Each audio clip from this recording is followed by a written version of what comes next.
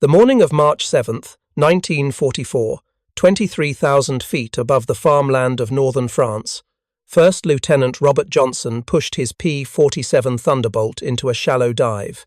Below him, contrails marked the position of a Luftwaffe formation, Focke-Wulf 190s, the angular silhouettes unmistakable even at this distance. His wingman, Lieutenant Frank Klibbe, held tight formation as they accelerated toward the enemy fighters. What happened in the next 45 seconds would validate a tactic that the Luftwaffe had deemed suicidal, a maneuver that most American pilots had been trained to avoid, and a head-on approach that would help the 8th Air Force destroy German fighter supremacy over Western Europe in just 6 weeks of sustained combat. The German pilots saw them coming. Standard doctrine dictated they should break away, use their superior roll rate to escape, then return for a high-side pass or an attack from the rear quarter where their cannon armament would be decisive. But Johnson didn't give them time. At a closing speed exceeding 700 miles per hour, he opened fire at 1,000 yards, an absurdly long range by the tactical manuals, and held his course directly into the formation. If you're enjoying this deep dive into the story, hit the subscribe button and let us know in the comments from where in the world you are watching from today. The transformation of American fighter tactics in the European theatre between January and April of 1944 represents one of the most dramatic shifts in aerial combat doctrine during the entire war. For 18 months, American fighter pilots had struggled against Luftwaffe interceptors, trading losses that seemed disproportionate to their numerical advantage. The Focke-Wulf 190, introduced to combat in the autumn of 1941, had established German qualitative superiority over much of the operational envelope. Its radial engine, wide track, landing gear, and heavy armament made it a formidable gun platform, and German pilots exploited these advantages ruthlessly. By the winter of 1943, the strategic bombing campaign hung in the balance. The 8th Air Force had lost more than 600 heavy bombers in 5 months. Fighter escorts, initially flying P-38 Lightnings and P-47 Thunderbolts, were scoring kills but suffering losses that suggested fundamental tactical inadequacy. The prevailing American fighter doctrine, developed through observations of the Battle of Britain and refined in North Africa, emphasized turning combat and deflection shooting techniques that played directly into the FOW-190's strengths. The P-47 Thunderbolt had entered service in late 1942 with a reputation as a compromise. Weighing nearly 8 tons fully loaded, it was the heaviest single-engine fighter in operational service.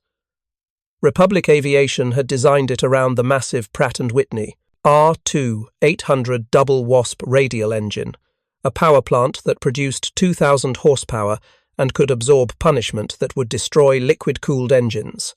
The aircraft's armament was straightforward: 8 Browning M250 caliber machine guns, 4 in each wing, with approximately 2,600 rounds of ammunition total.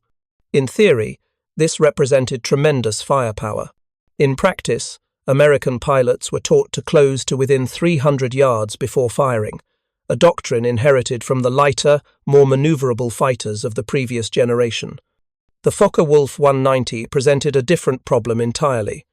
Designed by Kurt Tank and introduced at a moment when the Messerschmitt Bf 109 was beginning to show its age, the TW 190 incorporated lessons from 2 years of combat operations.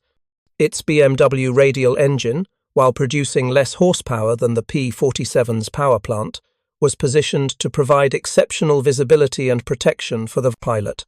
More significantly, its armament suite included 2 13mm machine guns in the nose and either 2 or 4 20mm cannons in the wings. German doctrine emphasized standoff attacks approaching bombers from the rear quarter, firing at ranges between 600 and 800 meters, then breaking away before the defensive gunners could establish effective aim. When engaging enemy fighters, Luftwaffe pilots used the WW-190's superior roll rate to initiate and disengage from combat at will. American fighter pilots, trained to dogfight, found themselves consistently outmaneuvered. The P-47's tremendous weight made it slow to accelerate in turns, and while it could dive faster than anything in the European theatre, this advantage seemed academic when German fighters simply refused to be drawn into vertical combat. The tactical stalemate was breaking the 8th Air Force. In October 1943, the second Schweinfurt raid resulted in the loss of 60 B-17 seconds out of 291 dispatched, a loss rate that made unescorted deep penetration missions operationally unsustainable. Fighter pilots returned from these missions with frustration bordering on rage. They had the numbers, increasingly they had the fuel capacity for longer-range missions, but they lacked a tactical framework that could translate material advantage into air superiority.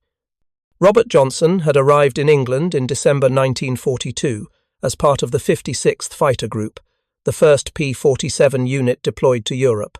By March 1944, he had accumulated 16 confirmed aerial victories, making him one of the most experienced American fighter pilots in theatre. But his path to this point had been marked by near-constant tactical revision. Early missions had followed textbook procedures, aggressive dogfighting, attempts to turn with German fighters, conservative gunnery that waited for the perfect shot. The results had been mediocre, at best. The revelation came not from higher headquarters or tactical schools, but from combat experience and engineering reality.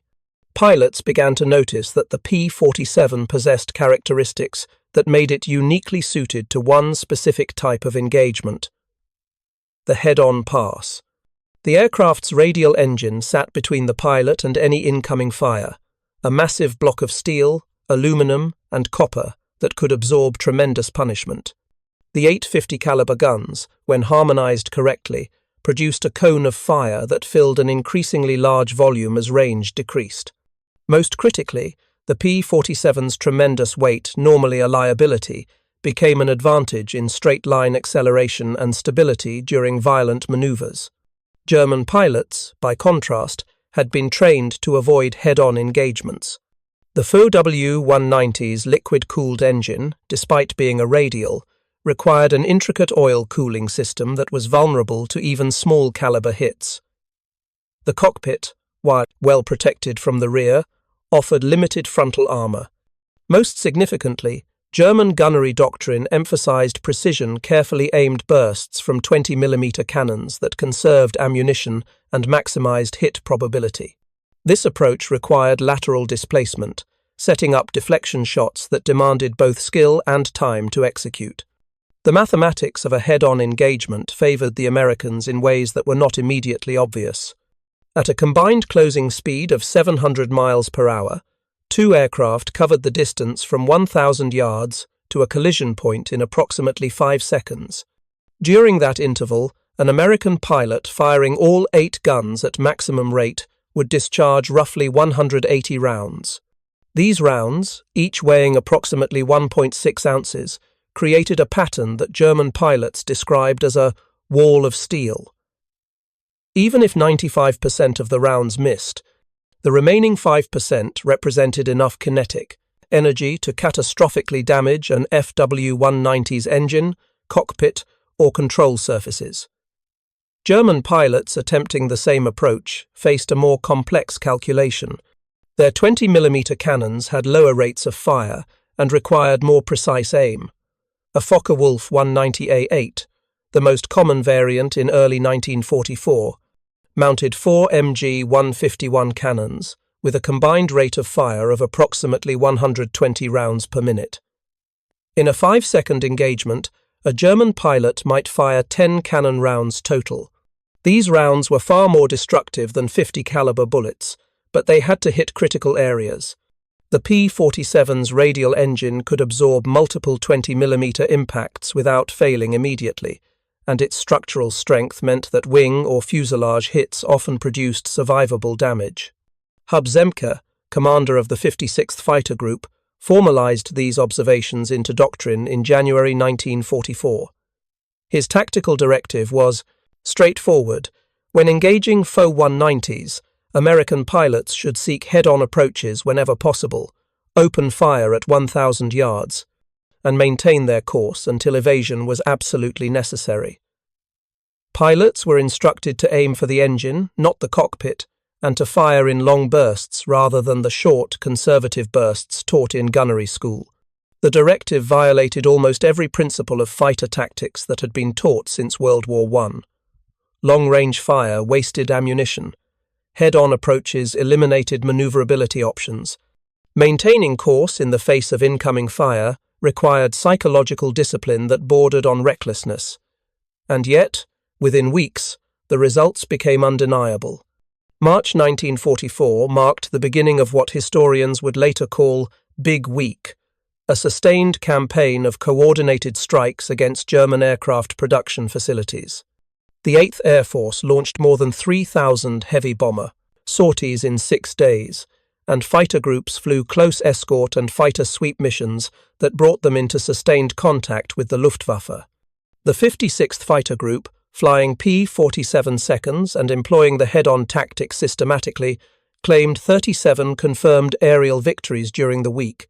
Their losses amounted to 4 aircraft, a kill ratio that exceeded 10-1. Other fighter groups, observing these results, began to adopt similar tactics. The 4th Fighter Group, transitioning from P-47 seconds to P-51 Mustangs, found that the same principles applied. Aggressive head-on attacks exploited American firepower advantages while negating German maneuverability superiority. The 56th continued to refine the approach. Pilots developed techniques for setting up head-on attacks from various angles, practiced rapid target acquisition at high closing speeds, and learned to recognize the moment when German pilots would brake typically around 600 yards, when the volume of incoming 50 caliber fire became psychologically overwhelming. Robert Johnson's engagement on March 7th demonstrated the tactic at its most effective. His initial burst, fired at 1,000 yards, forced the FOW-190 formation to scatter. 2 German pilots attempted to return the head-on approach. Both broke away before reaching effective cannon range. Johnson pursued one of them into a shallow dive, set up another head-on pass, and fired a 3-second burst that produced visible strikes along the Fokker-Wulf's cowling and wing route. The German aircraft rolled inverted and entered a steep spiral that ended in a crash near Abbeville. The psychological impact on Luftwaffe pilots was documented in German after-action reports and prisoner interrogations. One W-190 pilot, shot down in mid-March and captured, described American tactics as self-destructive courage that made engagement psychologically impossible. He noted that German pilots had been trained to view head-on approaches as mutual suicide, a last resort when all other options were exhausted. The realization that American pilots were initiating these engagements deliberately and surviving them consistently undermined confidence in German tactical doctrine.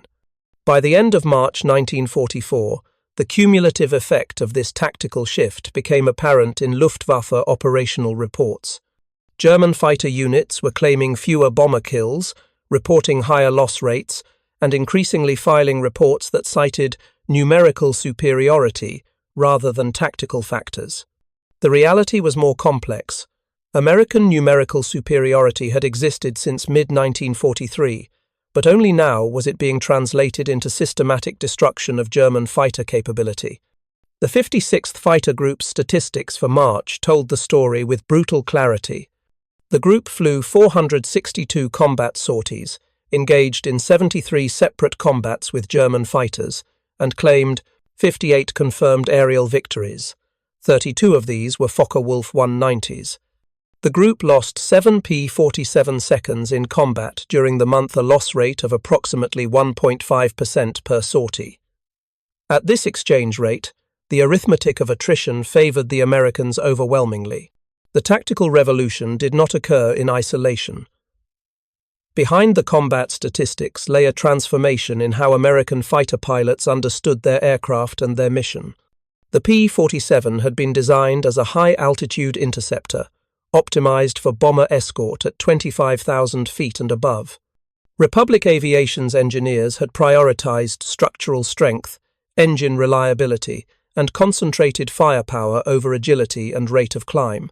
When the aircraft entered service, Many pilots viewed it as a compromise too heavy to dogfight effectively, too limited in range to escort bombers deep into Germany, too conventional in its armament to match the cannon-armed German fighters. The head-on tactic reframed these perceived weaknesses as tactical advantages. The P-47's weight became an asset in maintaining course under fire. Its 850 caliber guns, harmonized to converge at 300 yards, created a beaten zone that extended from 1,000 yards to point-blank range. Most significantly, the radial engine, often criticized as creating excessive drag, provided protection that liquid-cooled engines could not match. Frank Klibber, Robert Johnson's wingman during the March 7th engagement, later described the psychological transition that accompanied tactical adoption. In a post-war interview, he noted that early P-47 pilots had approached combat with what he called Spitfire thinking, an assumption that fighter combat meant turning, climbing, and positioning for deflection shots. The head-on approach demanded different mental preparation. Pilots had to overcome the instinct to break away from closing threats, had to trust that their aircraft structure would protect them, and had to accept that ammunition expenditure was a worthwhile trade for tactical initiative. Training modifications reflected this shift. By April 1944, replacement pilots arriving in England received instruction that emphasized aggressive frontal attacks. Gunnery practice focused on target tracking at high closing speeds, with instructors teaching pilots to begin firing at ranges that would have been considered wasteful months earlier. The standard harmonization pattern was adjusted slightly, rather than converging all 8 guns at a single point. The new pattern created a more dispersed cone of fire that increased hit probability against rapidly closing targets. If you find this story engaging, please take a moment to subscribe and enable notifications. It helps us continue producing in-depth content like this. The German response to American tactical evolution revealed the limitations of Luftwaffe doctrine in early 1944. German fighter pilots had spent 3 years mastering techniques optimized for destroying bombers, high-side passes, stern attacks, and carefully aimed cannon fire that maximized ammunition efficiency. The appearance of aggressive, well-coordinated American fighter sweeps forced a doctrinal choice: adapt tactics to counter the head-on approach or avoid engagement entirely. Luftwaffe commanders chose adaptation, but implementation proved difficult. In March 1944, Jagdgeschwader 2 and Jagdgeschwader 26, 2 of the most experienced fighter wings in the West, received tactical directives, instructing pilots to refuse head-on engagements with P-47 seconds whenever possible. Instead, they were to use altitude advantage and superior roll rate to initiate attacks from angles that American pilots could not immediately counter. The directive acknowledged implicitly that German fighters could no longer dominate American escorts in frontal combat. These adjustments had limited effect. American fighter groups, emboldened by March's success, flew increasingly aggressive missions. Rather than remaining tied to bomber formations, P-47 groups began executing what were called fighter sweeps, offensive patrols, designed to engage German interceptors before they could reach the bombers. The 56th Fighter Group pioneered this approach, sending 4-ship flights ahead of bomber streams to clear airspace and force German fighters into defensive reactions. Gerhard Barkhorn, a Luftwaffe ace with more than 100 victories on the Eastern Front, transferred to the Western Front in March 1944. His after-action reports provide insight into how German pilots perceived the tactical situation. In one report dated March 23rd, he described engaging a formation of P-47 seconds near Brunswick. His flight of 4 Fui 190s held altitude advantage and initiated a diving attack. The American formation did not break defensively as expected. Instead, 2 P-47 seconds pulled up into a climbing head-on approach, while the other 2 maintained position to cover their withdrawal. Barkhorn's flight broke off the attack without firing standard procedure when facing a head-on threat and attempted to reposition. By the time they regained altitude advantage, the American formation had rejoined and was executing the same defensive pattern. Barkhorn withdrew without achieving engagement, noting in his report that the enemy's willingness to accept mutual destruction makes conventional attack impossible. This psychological dimension, the perception that American pilots fought with suicidal courage, appeared repeatedly in German documents from this period.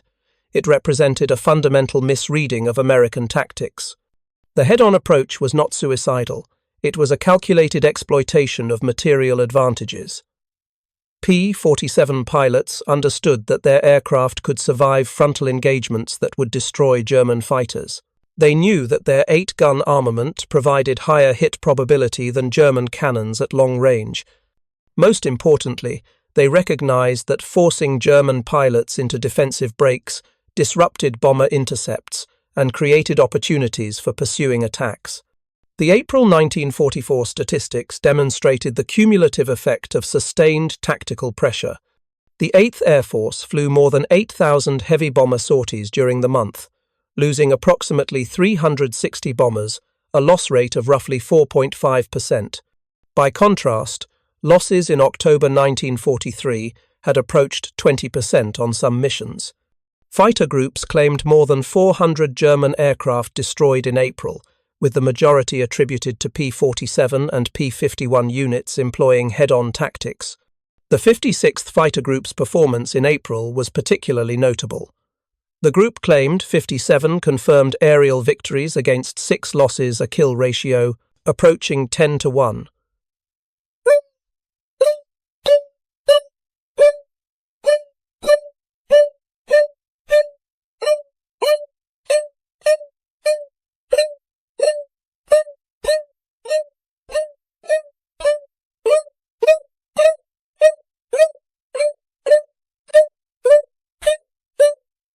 Individual pilots began accumulating victory totals that rivaled the aces of earlier wars. Robert Johnson ended April with 27 confirmed kills. Francis Gabreski, another 56th pilot, reached 21. Both attributed their success primarily to aggressive use of head-on tactics. The tactical approach extended beyond individual combat. Fighter groups developed formation techniques that maximized their ability to force head-on engagements. The standard 4-ship flight, 2 elements of 2 aircraft each, was refined to provide overlapping fields of fire during frontal attacks. Lead elements would engage German formations head-on, while trailing elements maintained position to exploit German defensive breaks. This coordination required radio discipline, spatial awareness, and trust in wingmen that went beyond what earlier tactical doctrine had demanded. German pilots adapted where possible. Some FOF-W-190 pilots began carrying additional frontal armor, installed as field modifications by unit armorers. These modifications added weight and reduced performance, but provided psychological reassurance. Other pilots developed evasive patterns designed to defeat head-on attacks, barrel rolls timed to present minimal target aspect, or extreme diving breaks that used altitude advantage to escape engagement entirely. None of these adaptations restored German tactical initiative.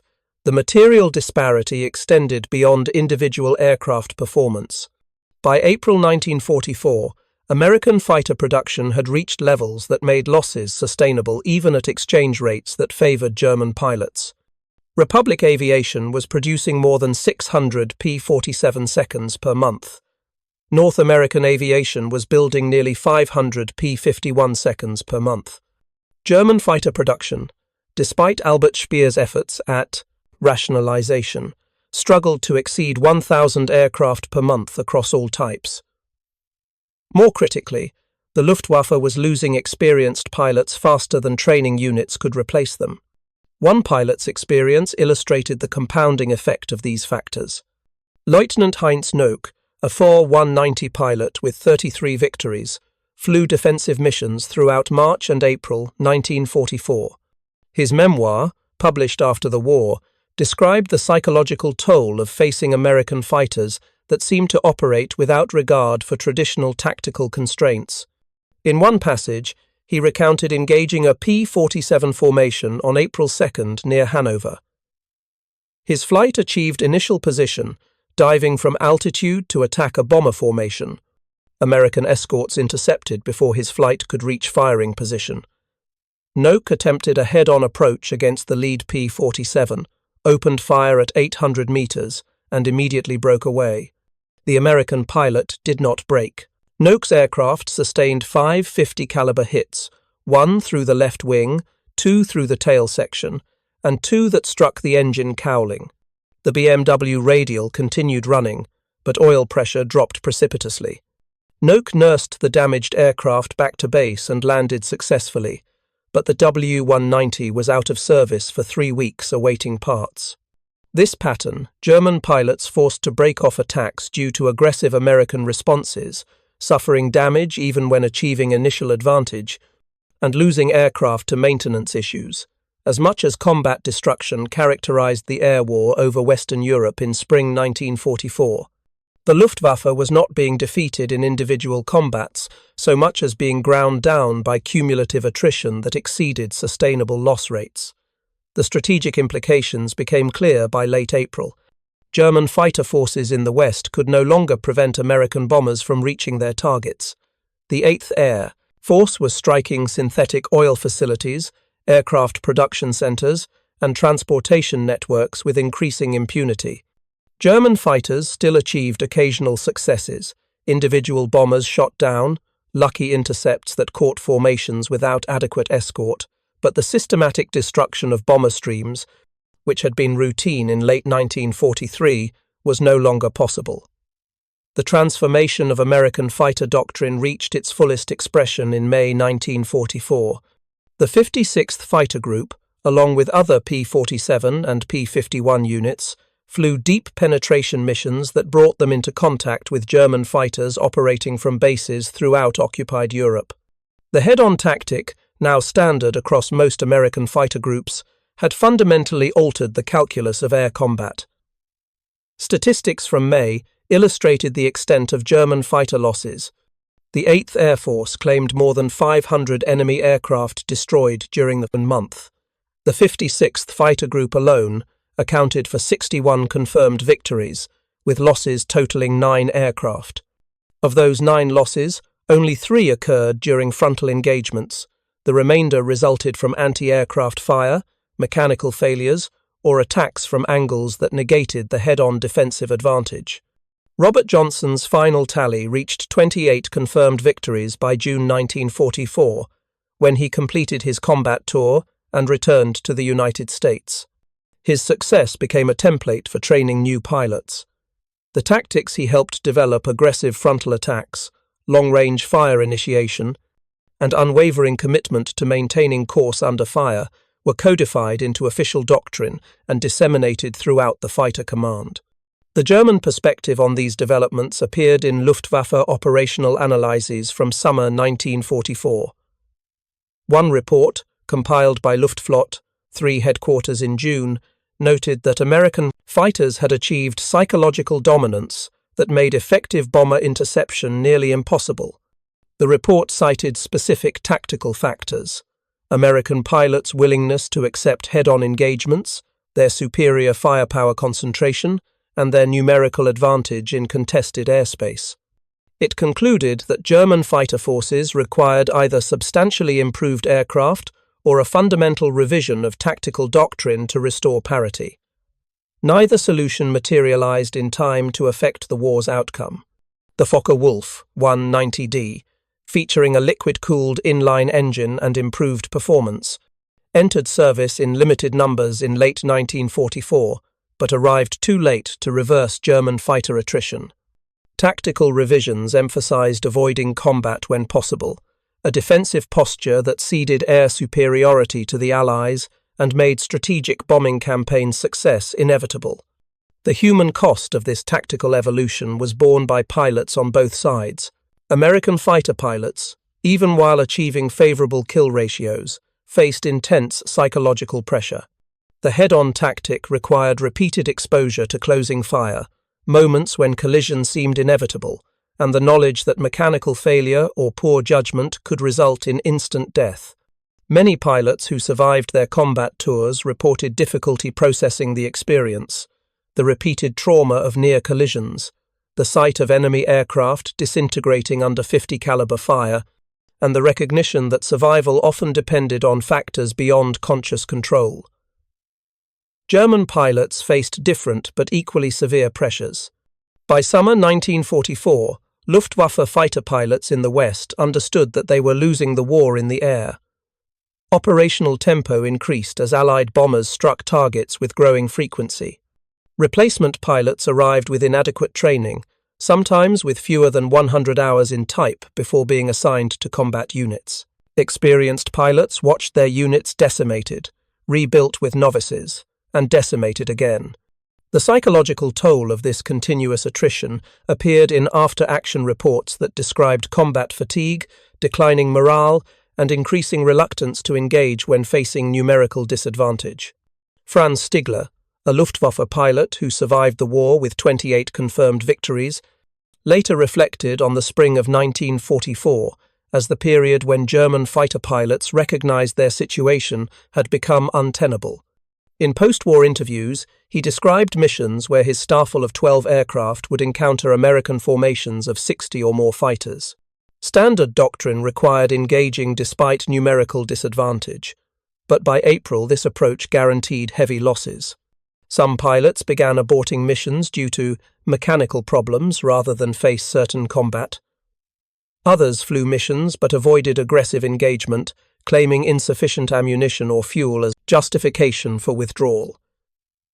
The tactical success of the head-on approach depended ultimately on American industrial capacity. The 50 caliber machine gun, while less destructive per hit than German 20mm cannons, could be manufactured in vast quantities. American factories produced more than 3 million M2 Browning machine guns during the war years. Ammunition production exceeded 11 billion rounds. This industrial scale meant that American pilots could fire long bursts without concern for ammunition conservation, a luxury German pilots never enjoyed. P-47 production illustrated the same pattern. Republic Aviation's factory in Farmingdale, New York, employed more than 25,000 workers at peak production. The assembly line produced one complete P-47 every 63 minutes during 1944. Total production exceeded 15,000 aircraft. German industry, operating under continuous bombing pressure and facing resource constraints, could not match this output. Focke-Wulf produced approximately 20,000 4-190s of all variants during the entire war, a total that American factories exceeded for a single fighter type. The disparity extended to pilot training. American fighter pilots in 1944 received approximately 300 hours of flight instruction before deploying to combat theaters. This included extensive gunnery training, formation flying, and tactical exercises. German pilot training, by contrast, had been reduced to fewer than 160 hours by mid-1944, with minimal ammunition allocated for gunnery practice. New pilots arrived at operational units with theoretical knowledge but limited practical skill. Their survival rate during initial combat missions was appallingly low. These material advantages meant that American tactical doctrine could emphasize aggression and ammunition expenditure without concern for sustainability. The head-on approach consumed ammunition at rates that would have been unsustainable for Luftwaffe units. A typical head-on engagement might involve firing 200 to 300 rounds, roughly 10% of a P-47's total load. American pilots could fly 3 or 4 such engagements per mission and still return with ammunition remaining. German pilots, by contrast, carried between 180 and 220 rounds per cannon, enough for perhaps 3 brief engagements before exhausting their supply. The tactical revolution's legacy extended beyond World War II.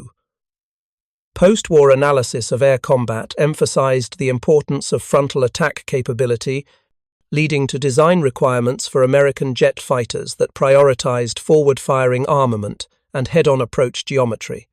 The F-86 Sabre, which achieved air superiority over Korea, incorporated lessons from P-47 combat experience. Later fighters, including the F-4 Phantom and F-15 Eagle, featured radar-guided missiles optimized for head-on shots, a direct evolutionary descendant of the tactics Robert Johnson and his contemporaries developed over Western Europe. The 56th Fighter Group's final statistics for its P-47 operations told the story with stark clarity. Between April 1943 and April 1945, the group claimed 674 aerial victories, more than any other fighter group in the 8th Air Force. The group lost approximately 120 aircraft in combat during this period, producing an overall kill ratio exceeding 5-1. The majority of victories occurred during the March through June 1944 period, when head-on tactics were employed most aggressively.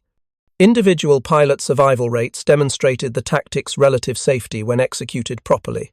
Of the 56th Fighter Group's pilots who flew more than 50 combat missions employing head-on approaches, approximately 78% completed their tours without being shot down. This compared favorably to survival rates for pilots who had flown earlier tours using conventional dogfighting tactics, where attrition rates had approached 40%. The Focke-Wulf 190, despite its defeat in combat against American fighters, remained a capable aircraft that continued serving in various roles through the war's end.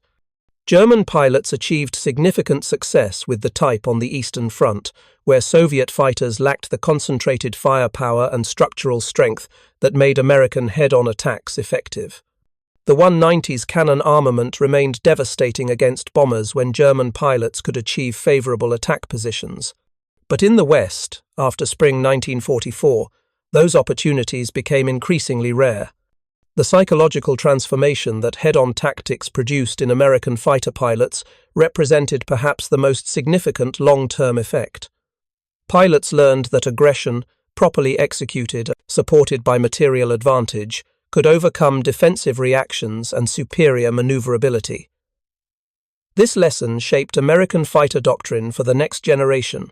The emphasis on frontal attacks, high-speed engagements, and overwhelming firepower became central to American tactical thinking, influencing aircraft design, weapons development, and pilot training throughout the Cold War period.